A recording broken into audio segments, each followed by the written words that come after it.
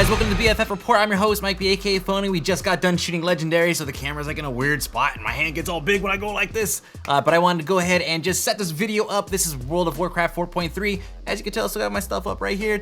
We're gonna be checking out transmogrification, the void storage. We're gonna check out, we're gonna briefly go over some of the new 5-mans, as well as what not to do in the 5-mans, because that stuff's important. And I may not be the best at figuring out what to do, but I could definitely tell you what not to do. The first thing we're gonna take a look at is the void storage. And there is, first off, no set price on this. We don't know if it's gonna be 1,000 gold, it's gonna be 100 gold, it's gonna be 10 gold. But the way it works is you just take some stuff and you just throw it in there, and it's going to take it and it's gonna put it in a nice safe spot, and it's gonna cost you money to take it in and out. All that money stuff is not really finalized. One thing we did hear though lately, right, at BlizzCon, during one of the panels, or maybe it was a QA or something like that, if you go over level 25 in your guild, maybe with MOP, when it comes out, they will have some kind of perk or feature that will allow you to, or like a passive that will allow you to reduce the price of using void storage, and of course, transmogrification. But we don't know anything about that just yet, right? That's all in the future. All we know is right now, when you put stuff in here, as you can see, I had an item, I threw it in there, great, that's cool, and I took it out and I went ahead and I'm gonna go over here and reforge it, just to show you what happens when you take an item that's reforged and you throw it in there. Check it out. All your stuff's gone. But keep that in mind when storing your favorite red shirt crafted for you by your ex-girlfriend who used to play WoW, because it's gonna get wiped. Next up, we have transmogrification, and this thing is so ridiculously controversial, and the reason why is because, here's what's gonna happen. You're gonna show up to your say maybe a random dungeon, right? And somebody's gonna show up wearing level like 27 gear or something, and you're gonna be like, don't know if really undergeared or transmo. And then you have to inspect them to make sure that their stuff is straight, and it's gonna be a huge pain in the ass, but at least they look really good. Look at my RP gear, I look amazing. Well, the way that works is exactly how I'm showing you. You just put the gear in, you put the gear in you want it to look like, and then you just hit the magic button here, you pay the gold, and then boom! Now I have a full set of PvE gear masked by PvP gear, and I'm sure this is gonna give me lots of looks showing up to my random heroics, but F all them because I look sexy. The first instance we're gonna go ahead and focus on is End of Time, and this is the outcome where Deathwing wins and everything is pretty much thrashed. You actually get a cool little shot of Deathwing over there. You can't go there though, really. It looks like this huge expanse of like a wasteland and everything. You're like, whoa, cool, I'd love to go explore that. Well, too bad, you're limited to staying within this little basin arena area, so kinda sucks, but hey, at least you can see over there, right? It's so pretty wherever it is over there, that wallpaper back there, no idea. This particular instance throws you at 2 of 4 iconic leaders of either faction. Then when you get to the end, you get to fight Murazond. This is a guy's special or something. Now, unfortunately, when I played, this thing was extremely buggy, you know, because it's the test realm and all, and wouldn't unlock more than 1 encounter at a time. So we ended up having to reset the instance a bunch of times, going in and out, just so we could get, you know, more bang for our buck and experience to each individual boss. We didn't get them all, we definitely didn't kill them all. But, you know, I'm not here to tell you how to win at the game or anything. TankSpot has plenty of videos for that, but what I can do is show you some of the things not to do. For example, when you kill off Jaina and start rolling on her loots and you're just kind of running away, minding your own business, don't get hit by whatever the hell this is. Seriously? Then when you go to fight the Echo of Tyrande, you have to actually grab the sabers, pull them into the white light, right? This is like the road up to it. There's like 5 of these lights that come down, and you pull them into the light, you do more damage, you get a buff, right? So basically the game is conditioning you into thinking, when I stand in the light, I get more damage, I win. Standing in the light equals win. And then when you get to fight her, she throws these little white light orbs all over the place, and guess what? They will kill you, okay? Thanks a lot, Tyrande, Whisperwind, Echo, Ghost Lady, wow. And then we got to fight Bane, and this fight seemed pretty straightforward, right? And so I'm sitting there really not paying attention to what I'm doing, okay? Because everybody else is doing the work. I'm pretty much getting carried here. And then I turn around, I'm like, oh, hey, look, there's a gigantic log on the floor. I'm gonna go over and check it out. And then all of a sudden I have a log. As I turn around, I start beating him with it. So you see, the way you beat this boss is simply by grabbing his log. Hour of Twilight is my next stop, and again, I'm rolling with the Wowhead, guys, which means I have to do absolutely nothing, and I like it. The setting is Dragonblight, and your tour guide is Thrall himself. It functions a lot like an escort quest. Walk 50 feet, oh man, ambush. Walk 50 more feet, oh man, it's another boss fight. The first one being Arcurion, who will occasionally cast Chains of Ice, which is just as easily dispelled, and will also entomb Thrall in ice, in which case you need to run over there and free him. It's pretty easy, straightforward stuff. After that, it's just a beat down and we move along to the next area. Through here, Thrall suddenly remembers that he has a sick totem that stacks like 10 times, giving you 100% bonus damage, subject to change, and a bunch of health. Thanks a lot, old man.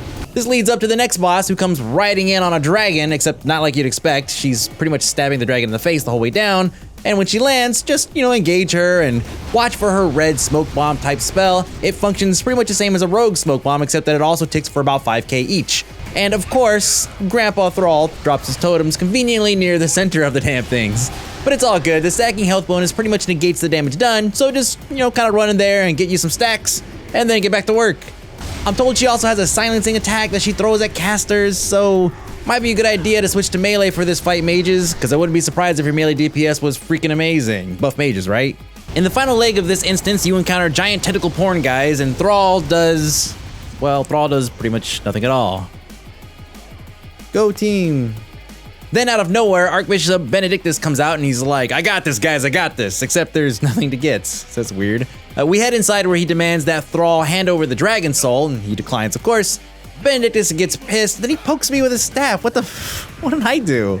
Of course, this signals the beginning of the encounter, and the first thing he's gonna do, he's gonna actually debuff like a random person, and the debuff will do damage to whoever's standing nearby. You can just dispel it, or you can just not stand next to that guy. It's easy. And then he's gonna summon orbs of light that'll come down and focus on a party member, come down and it'll drop into like a puddle of light. It's weird. And it'll do a ton of damage, so you might want to kind of stay out of the stuff, right? It's pretty standard stuff. Then he's going to summon a wave of light that goes right across the middle of the platform, and Thrall's going to put up like a little bubble here, so just stand in the bubble and you'll be totally fine. Then at about 60% or so, he's going to go into shadow mode, right? And he does the exact same stuff, except for it's all like shadow damage, so Thrall can't really help you here. But it's not like this stuff was terribly hard to avoid anyways. If you're like me, you just kind of eat it and then just kind of be done with it, finish the fight. It's not that hard. And then we move on to the next one. The Well of Eternity is interesting as it has you taking part in an epic event in Elven history, and you even get to be Night Elves for this instance. So Night Elf Pally, Night Elf Flock, Night Elf, pretty much anything is possible here. You meet up with Illidan, who gives you stealth. Now keep in mind, rogues, this isn't real stealth, so you'll have to stealth while you're stealth so you can yo dog, you know what I'm saying. Anyways, make your way through the courtyard here and work on closing the portals by simply killing off the guardians and then clicking on a stone. Then you have to get out of there, you'll be stealthy, you'll be fine. A short while later, you'll encounter your first boss, whose name is Perotharn, I guess. He has 2 phases and 1 really creepy transition phase. First, don't stand in the stuff. That's easy, right? Then he's gonna do a whole bunch of really weak AoE, then he disappears, and this is the creepy part. Eyeballs like spawn and start looking for you, and supposedly you're supposed to hide behind pillars or something, or else he will reappear, stunning the hide-and-seek failure and proceed with stomping your face. It didn't really happen like that, but we just kind of stood around and just like, oh, we see you, and he comes out, no big deal.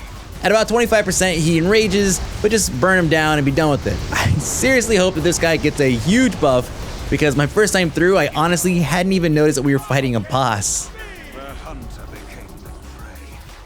Following this, you'll head across an elevated pathway where you'll encounter a few trash mobs and some really, really pissed flower girls. No, I'm serious. They really attack with flowers, and they really hurt.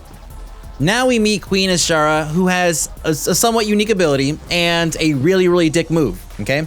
First, she's gonna animate the first set of 3 waves of avatars, and while you're working on them, she does her somewhat unique ability, which is to spawn a puppeteer hand above a random party member and use them against you. Simply attack and destroy the hand to free your teammates, and then the really, really dick move, however, does this. World of perfection, the imperfect must be swept away.